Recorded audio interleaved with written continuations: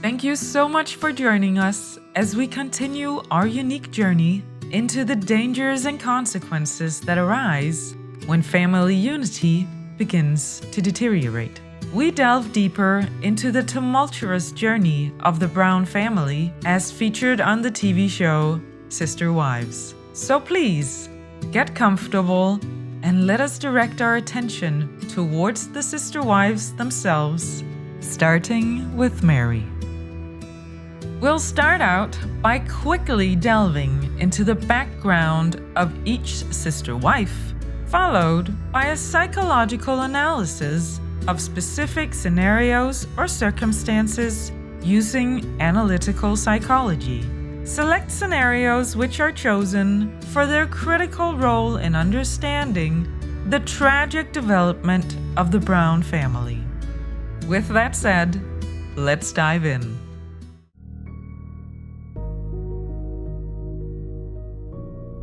Meri Caroline Barber, the to-be first wife of Cody Brown, was born on January 16, 1971 in Alameda, California. She was raised in a strict and conservative household where she was taught to adhere to the principles of their fundamentalist Mormon faith. As a polygamist, Meri's father would end up marrying 5 wives and father 27 children, including Meri. Before joining the Brown family, Meri worked in various capacities, including a mental health worker and a teacher's aide. She met Cody Brown through mutual acquaintances and eventually entered marriage with him in 1990 with the mutual intent of adding more wives along the way. When Meri married Cody, she envisioned them having 8 children together. However, she encountered difficulties getting pregnant, with medical experts citing unexplained infertility as the cause.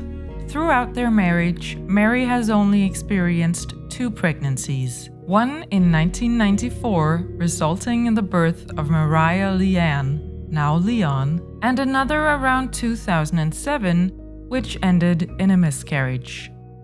Their marriage would last until January 2023, when the couple publicly announced the end of their relationship.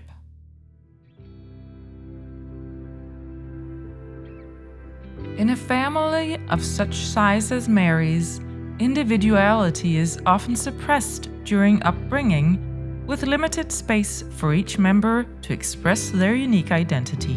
Children are likely to feel pressured to conform to cultural and familial expectations and roles, resulting in suppression of their authentic selves. Instead of developing their unique identities, they adopt a social mask known in analytical psychology as a persona, which aligns with familial, cultural, and religious norms rather than their own desires. Any child craves the acceptance and warmth of the family more than anything else, including Meri. As a result, young Meri would do what she had to do and start to over-identify with the persona the family expected her to exhibit, resulting in an ever-increasing disconnect with her sense of self throughout her upbringing.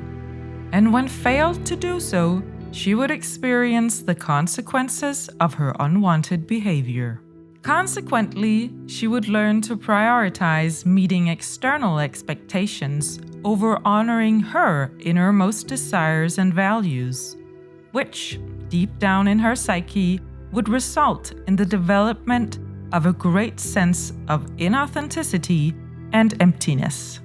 Meri would bring this unconscious struggle and this deep suppressed and unconscious want of asserting her unique identity into the Brown family, manifesting in her soul, constantly being haunted by feeling invisibility, insignificance, and existential anxiety. This pattern of thoughts and emotions in the psyche of Meri will from now on be referred to as a persona shielding complex. Complexes being patterns of thoughts, feelings, memories, and behaviors that are all tied together around a particular theme or idea. The name Persona Shield Complex serves to highlight the adopted complex's function as a shield against experiencing negative feelings from her surroundings. When overly identifying with a persona, the most common ways for it to manifest itself is competitive behavior, control issues, difficulty in forming authentic connections, struggles with vulnerability, and the constant need to seek external validation, particularly from immediate family, especially the parents. Now I'm going to show and analyze concrete scenarios of Meri exhibiting the aforementioned behavior in the show Sister Wives, while also exploring the potential impact of such neurotic behavior on its recipients, such as Cody. Meri, listen, I'm not trying to be mean about this, but I'm not saying you're being mean. You said mean. Get off my life.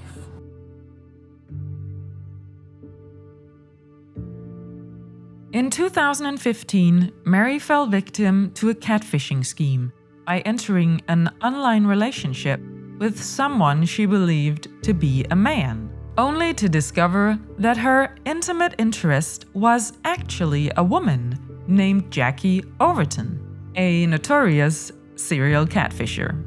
Jackie exploited Meri's trust, betraying her by leaking their private conversations and intimate photos after Meri learned the truth.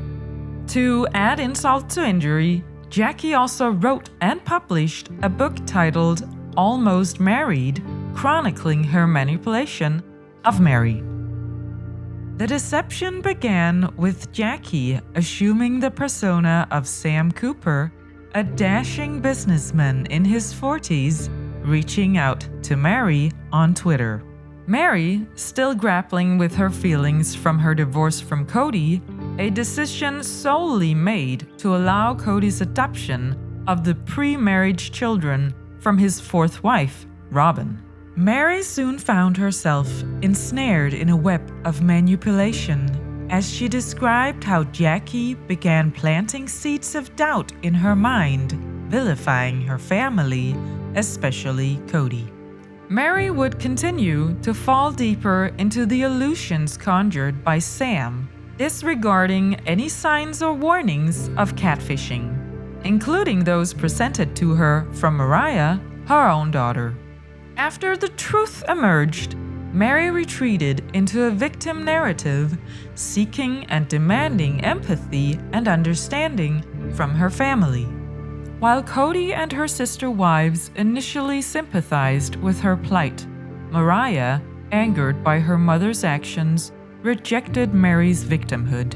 Viewing Meri's actions as betrayal of her father and the family, resulting in Mariah distancing herself from her mother with strong feelings of resentment and disgust. She broke my trust. Jackie Overton, having integrated the shadow aspect of the trickster archetype in her psyche, would assume the persona, the mask of Sam, and proceed to snare in Meri and start distorting her sense of reality and cause chaos in her life and psyche, fulfilling her own dark psychological needs stemming from the shadow aspect of the trickster archetype present in her own psyche. Being abused by the shadow aspect of the trickster archetype would result in further increased levels of distrust and sense of vulnerability in the psyche of Meri. This trauma, this now heightened complex in the psyche of Meri, would result in her desperately and unconsciously start to seek out sources of stability and comfort, such as childhood memories or familiar symbols. This manifested in various ways, including purchasing an old family property and accommodating her mother there, as well as desperately attempting to salvage her relationship with Cody. Cody's inability to fulfill this need, due to Meri's past and current neurotic actions, would unconsciously drive Meri to seek outlets for her frustration. This projection would primarily target her sister wives, particularly Janelle and Christine, whom she would project feelings of betrayal and distrust onto. Meri describes that Sam was planting seeds of distrust in her mind. Ultimately, it is more likely that Jackie was able to identify suppressed unconscious feelings within the psyche of Meri and appeal to them. Essentially, Sam merely confirmed the notions already presented in Meri's psyche, albeit suppressed. Meri's vulnerability to this manipulation stems from her childhood circumstances, where an unhealthy level of integration of her persona into her psyche had occurred, resulting in strong suppression of her true self, leading to a lack of self-awareness and a vulnerable character.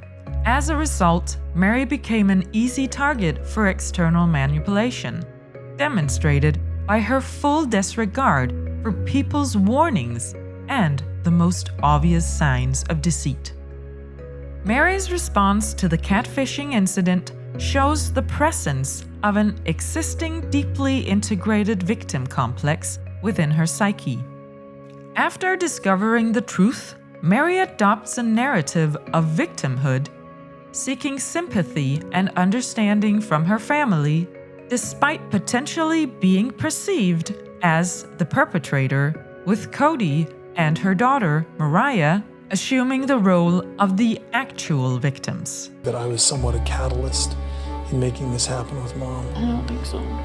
This complex likely originates from unresolved traumas or issues in Meri's past, such as feelings of loneliness or insecurity, which have persisted throughout her life.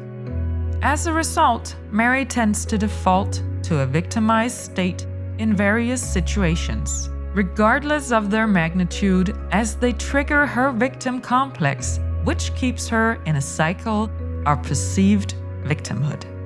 This tendency to adopt a victim mentality in any situation of friction would lead to a large level of resentment from the side of Cody, Janelle, Christine, and the children. They would perceive her as seeking attention or sympathy at the expense of others, resulting in them increasingly viewing Meri as self-centered and unable to take responsibility for her own actions. While Meri's encounter with the shadow trickster archetype may initially trigger feelings of betrayal, distrust, confusion, and chaos, it would also force her to delve deeper into her psyche and face her shadows, confronting unresolved issues and trauma, and ultimately, albeit very slowly, resulting in her getting increased insights into her own psyche, paving the road for personal growth and transformation rather than stagnation and regression in a world of shadows.